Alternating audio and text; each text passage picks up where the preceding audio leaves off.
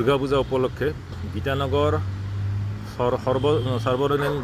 সাৰ্বজনীন দুৰ্গা পূজা এইবাৰ সোণালী জয়ন্তী।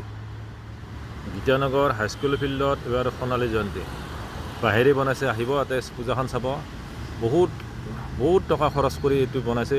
পূজাখন বহুত ভাল হয়, ইয়াতে বহুত ভাল হয়। এইবাৰ কি বনাইছে চাব।